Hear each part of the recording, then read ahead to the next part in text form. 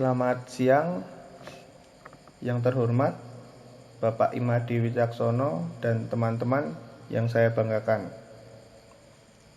Perkenalkan, nama saya Elidio Damesta, NIM 175214048. Pada kesempatan ini, saya akan mempresentasikan proposal skripsi dengan judul Pengaruh derajat kemiringan sudu terhadap laju kecepatan kincir angin horizontal. Judul dan abstrak. Judul penelitian ini yaitu Pengaruh kemiringan sudu terhadap laju kecepatan kincir angin horizontal. Untuk judul sendiri didasari dengan masalah terkait pengaruh derajat kemiringan sudu. Jadi setiap sudu saat dites dengan derajat kemiringan yang berbeda pasti memiliki kecepatan kincir yang berbeda juga. Untuk abstrak, dalam abstrak berisi tentang apa, bagaimana, dan hasil dari penelitian yang akan dilakukan. Dan dalam abstrak yang sudah saya buat, saya memiliki kata kunci kincir angin, koefisien daya, torsi, dan tip speed ratio. Untuk latar belakang, semakin berkembangnya zaman, semakin banyak pula kebutuhan yang harus dipenuhi dalam kehidupan sehari-hari. Oleh sebab itu, salah satu cara efisien yaitu menggunakan energi alternatif di era modern ini. Salah satu pembangkit energi listrik dengan tenaga terbarukan yaitu perancangan kincir angin. Kincir angin adalah salah satu alat sistem konversi energi angin yang dapat mengubah energi angin menjadi energi listrik melalui sudu kincir angin dan kemudian disalurkan ke generator. Kincir angin pertama kali digunakan untuk menumbuk biji-bijian tanaman. Seiring berjalannya waktu dan penelitian yang dilakukan, kincir angin kini beralih fungsi untuk menghasilkan tenaga listrik. Kinerja kincir angin ditentukan oleh dua bagian utama, yaitu bagian mekanik dan bagian elektronik. Pada bagian mekanik, komponen yang terpenting adalah baling-baling. Baling-baling ini sangat mempengaruhi kekuatan dan kecepatan putar yang akan menggerakkan generator. Identifikasi masalah, suatu penjelasan tentang permasalahan yang akan dibahas.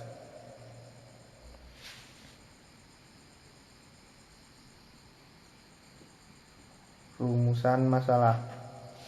Dalam rumusan masalah ini saya mendapat 3. Yang pertama, bagaimana pengaruh derajat kemiringan sudu terhadap laju kecepatan kincir angin. Yang kedua, berapa hasil koefisien torsi dan tip speed ratio pada setiap derajat. Yang ketiga, bagaimana hasil penelitian ini terhadap pengaruh derajat kemiringan sudu terhadap laju kecepatan kincir angin. Batasan masalah dalam pembangunan kincir angin atau membangun kincir angin tersebut pasti terdapat masalah atau kendala, yaitu batasan masalah tersebut yaitu pengambilan data akan maksimal bila kecepatan angin konstan. Nah, jadi apabila kecepatan angin tersebut tidak konstan, maka data yang diperoleh akan tidak sesuai dengan yang ingin dicapai. Maka dari itu pengambilan data akan maksimal bila kecepatan angin konstan atau tetap. Tujuan dan manfaat penelitian. Dalam tujuan ini dan manfaat penelitian ini menghasilkan koefisien daya torsi tip-speed ratio pada setiap sudut kemiringan sudu. Jadi dalam setiap kemiringan sudu mungkin dari 0,5, 10 derajat dan 15 derajat akan menghasilkan koefisien dan torsi tip speed ratio pasti berbeda. Yang kedua, dapat menjadikan sebagai energi alternatif. Yang selanjutnya dapat menambah buku bacaan dan menambah informasi mengenai pengaruh derajat kemiringan sudu terhadap laju kecepatan kincir angin. Tinjauan pustaka. Energi angin adalah energi relatif bersih dan ramah lingkungan karena tidak menghasilkan karbon dioksida.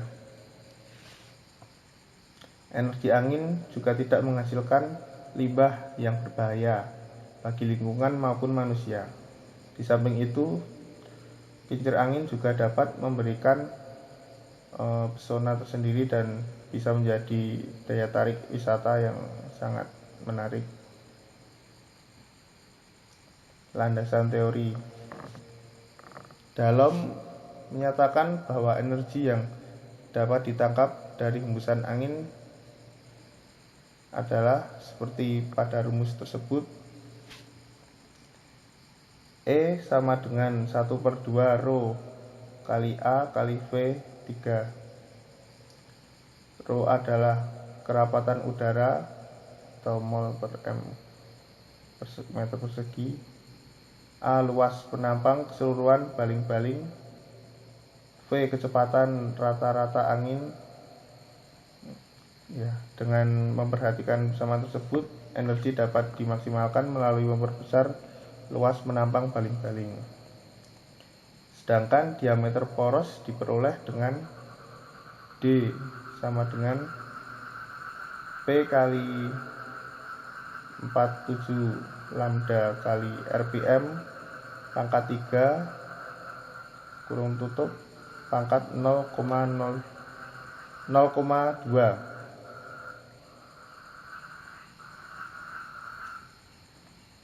Kelemahan kincir angin sumbu horizontal terjadi jika berhembus dari arah lain, tidak dari depan. Kecepatan putar akan berkurang apabila angin berasal dari samping. Pada bagian belakang kincir angin ditambahkan komponen berupa sirip atau ekor yang bertugas menyesuaikan posisi terkait perubahan arah angin. Pada kincir angin sumbu vertikal, baling-baling kincir tetap berputar meskipun arah angin berubah. Daya yang dapat diekstrakan menjadi energi angin dapat diketahui persamaan berikut. W sama dengan efisiensi kincir angin kali 1/2 kerapatan udara, terus area penangkapan angin dan kecepatan angin pangkat 3. Torsi dapat ditulis dengan persamaan sebagai berikut.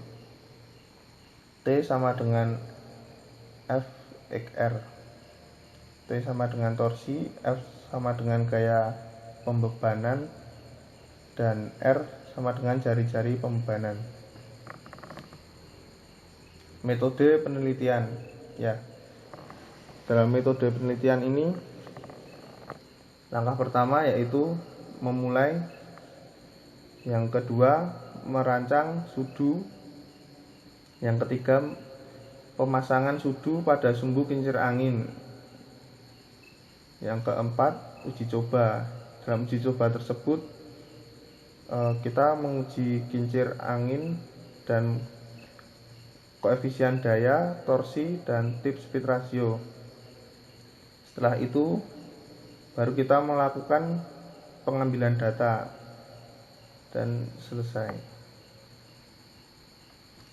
Penelitian kuantitatif adalah suatu proses menemukan pengetahuan yang menggunakan data berupa angka sebagai alat untuk menganalisis keterangan mengenai apa yang ingin diketahui.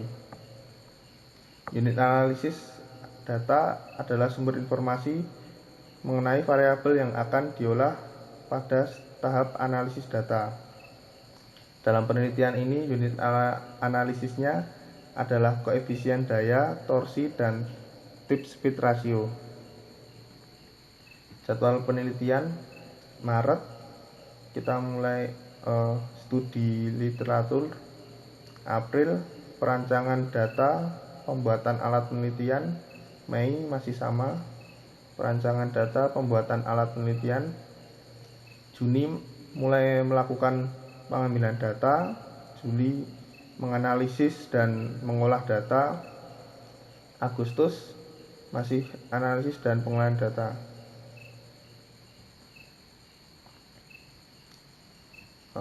Sistematika penulisan.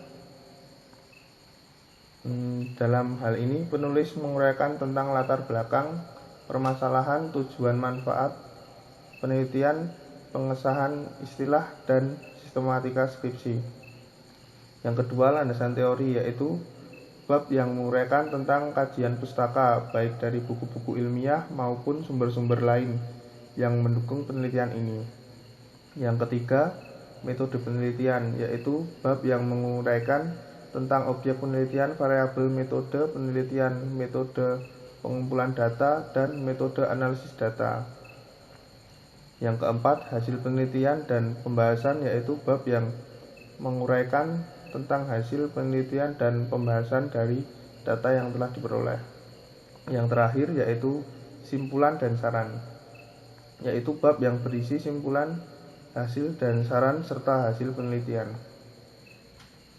Daftar pustaka, ya ini daftar pustakanya kemarin kurang paham sehingga hanya mendapat seperti ini. Saya kira cukup presentasi dari saya. Bila ada kekurangan dan salah kata, saya mohon maaf sebesar-besarnya. Terima kasih.